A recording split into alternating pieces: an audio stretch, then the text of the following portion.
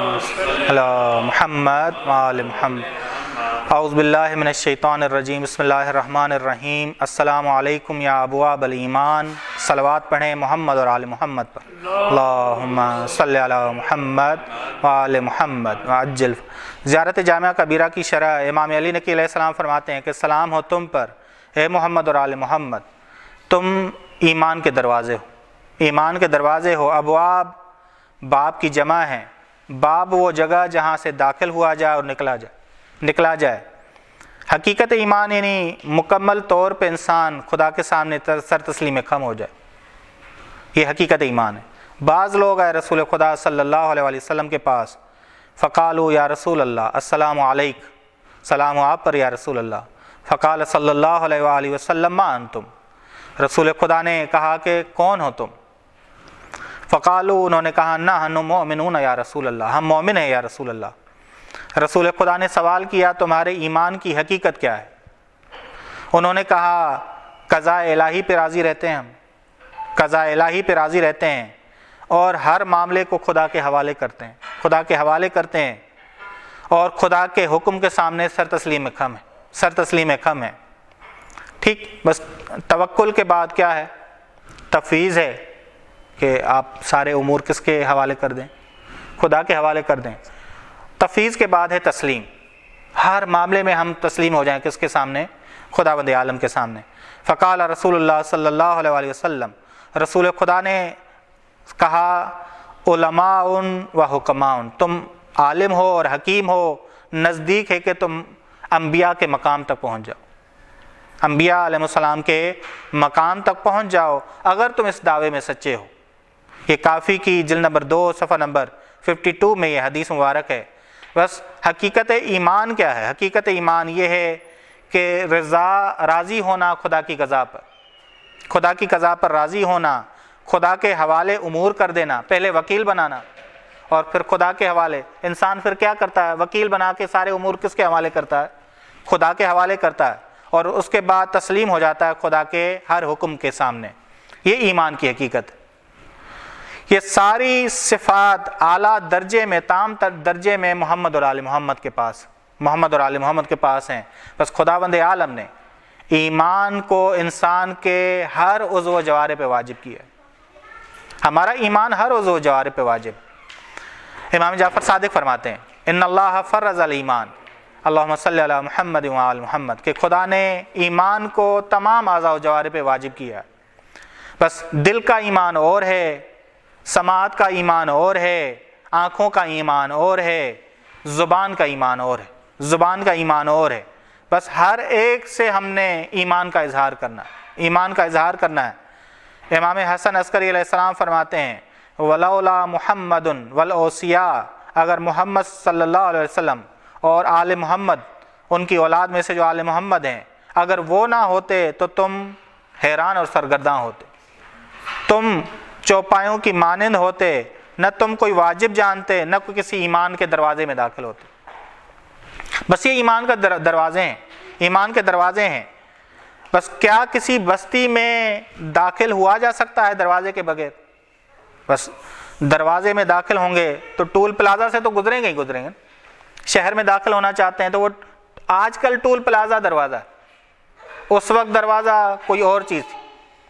ٹھیک، بس ایمان کی حیثیت کیا ہے؟ رسول خدا صلی اللہ علیہ وسلم فرماتے ہیں کہ ایمان کی حیثیت یہ ہے کہ خدا کو سب سے زیادہ محبوب چیز ایمان ہے۔ یہ حیثیت ہے، یہ مقام ہے ایمان کا کہ خدا کو سب سے زیادہ محبوب چیز ایمان ہے۔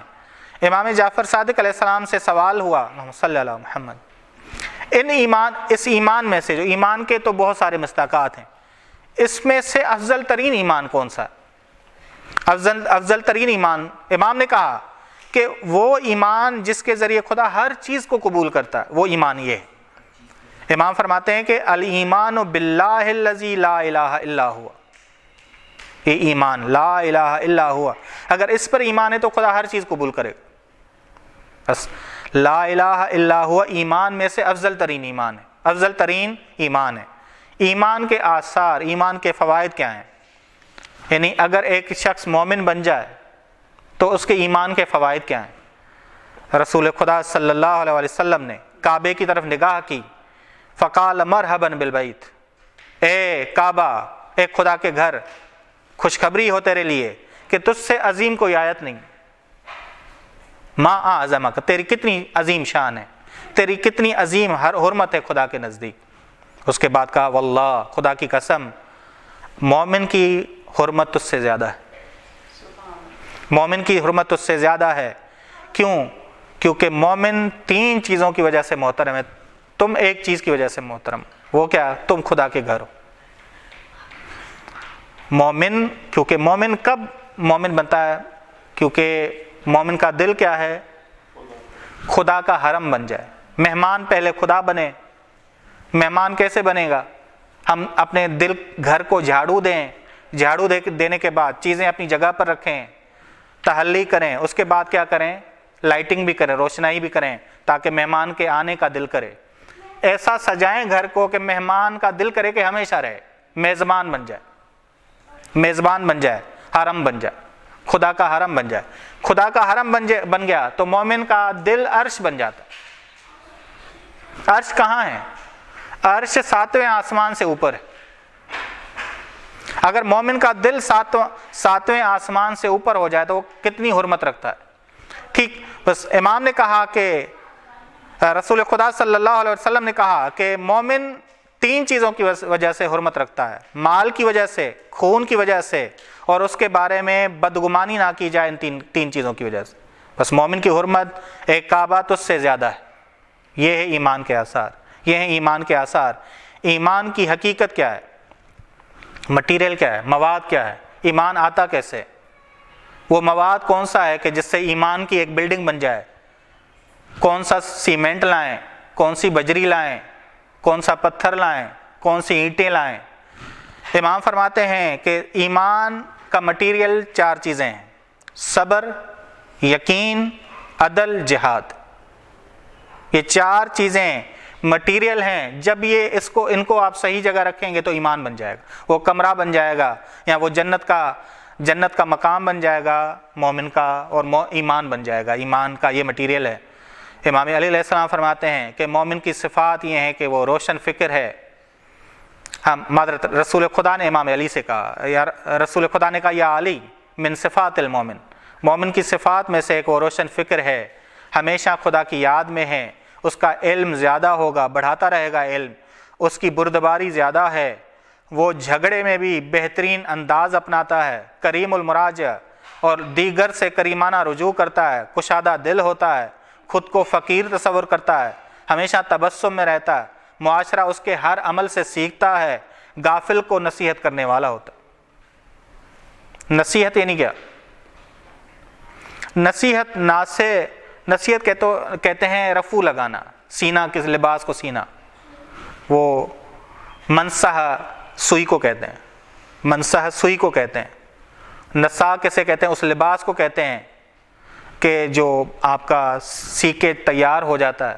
جب انسان وہ لباس پہنتا ہے تو خوبصورت، نصیحت انسان کو خوبصورت بناتی، نصیحت انسان کو خوبصورت بناتی۔ غافل کو نصیحت کرنے والا، مومن لباس دینے والا ہے غافل کو، مومن غافل کو لباس دیتا ہے۔ نصیحت لباس ہے جو مومن کی طرف سے ملتا ہے۔ بس مومن ایک معنوی درزی ہے، معنوی درزی ہے، وہ ایک لباس بناتا ہے کہ مومن کو پہنائے، مومن کو پہنائے۔ اور معلم الجاہل، جاہل کو تعلیم دینے والا ہے، جو اسے اذیت دے اسے اذیت نہیں دیتا۔ ٹھیک، اس کے بعد جملہ ہے السلام علیکم یا امناء الرحمن، سلام ہو آپ پر، آپ امین اللہ ہو زمین میں، خدا رحمان کے امین ہو۔ امناء امین کی جمع ہے، امین امن سے ہے، امن یعنی نفس کا مطمئن ہونا، خوف کا ختم ہو جانا، امن یعنی خوف ختم ہو جائے، خوف ختم ہو جائے، آزادی سے رہے انسان۔ بس رحمان رحمت عامہ کی طرف اشارہ ہے۔ بس بہت ساری مخلوق میں امانت کے وزن کو اٹھانے کی طاقت نہیں تھی، قدرت نہیں تھی۔ یہ امانت بوجھ والی ہے، عظمت والی ہے۔ یہ سورہ احزاب کی آیت نمبر 72 نے کہا انا عرضنا الامانہ، ہم نے امانت کو پیش کیا آسمانوں کے سامنے، پہاڑوں کے سامنے، زمین کے سامنے، سب نے کہا کہ ہم نہیں اٹھا سکتے، کیونکہ ان کے اندر صلاحیت نہیں تھی اٹھانے کی، امانت کے اٹھانے کی صلاحیت نہیں تھی۔ یہ ائمہ علیہ السلام ہیں کہ وہ قوت ہی نہیں رکھتے کہ امانت میں خیانت کریں۔ محمد اور آل محمد قوت ہی نہیں رکھتے کہ امانت میں، بس امانت کا بوجھ کس نے اٹھایا؟ انسان کامل نے اٹھایا۔ اور انسان کامل ہے کیا؟ ظلوم ہے، جہول ہے۔ ظلوم یعنی کیا؟ اپنے نفس پہ ظلم کرنے والا، اپنے نفس کی نہ ماننے والا۔ جہول یعنی کیا؟ اپنی انا سے ناواقف، اپنی انا کو اپنے پاؤں میں ڈالنے والا اور تواضع کو اپنے سر کا تاج بنانے والا، سر کا تاج بنانے والا۔ ٹھیک کہ سورہ مومنون کی آیت نمبر 8 نے کہا والذین ہم لاماناتہم وعہدہم راعون، جو لوگ اپنی امانتوں اور عہدوں کی رعایت کرتے ہیں۔ رسول خدا صلی اللہ علیہ وسلم فرماتے ہیں کہ جو امانت ادا نہ کرے وہ مومن نہیں ہے، اس کا ایمان نہیں ہے۔ لا ایمان لمن لا امانت لہ۔ دیکھیں جی، ہماری نماز، ہمارے روزے، ہمارے حج، ہماری زکوٰۃ، ہماری زیادہ نیکیاں تبھی قابل قبول ہیں جب انسان بین الاقوامی قانون ادا کرے۔ وہ ہے امانت ادا کرنا، بین الاقوامی قانون، سچ بولنا، بین الاقوامی قانون۔ یہ نہیں کہا گیا کہ کافر سے جھوٹ بولیں، جا کے کافر سے بھی سچ بولنا ہے۔ تبھی امام فرماتے ہیں، امام جعفر صادق علیہ السلام، کہ نمازیں، زیادہ روزے، زیادہ حج، زیادہ زکاتیں، زیادہ نیکیاں، یہ نہ دیکھو، زیادہ نماز شب نہ دیکھو، پہلے یہ دیکھو کہ سچا ہے، امانت کو ادا کرتا ہے، پہلے یہ دونوں دیکھو، اس کے بعد نمازیں دیکھو، روزے دیکھو، ساری چیزیں دیکھو، زیادہ حج دیکھو۔ ہمارے ہاں پہلے کیا دیکھا جاتا ہے؟ پہلے حاجی، پہلے ہم کیا لکھتے ہیں؟ حاجی۔ پہلے کیا ہونا چاہیے؟ امین۔ ٹھیک ہے نا، پہلے ہونا چاہیے امین، ہم پہلے کیا لکھتے ہیں؟ حاجی۔ ٹھیک، بس پہلے انسان کو کیا ہونا چاہیے؟ امین ہونا چاہیے۔ بس امانت کی حفاظت اسلام کا بین الاقوامی حق ہے، بین الاقوامی قانون ہے۔ بس کیسے بین الاقوامی قانون ہے؟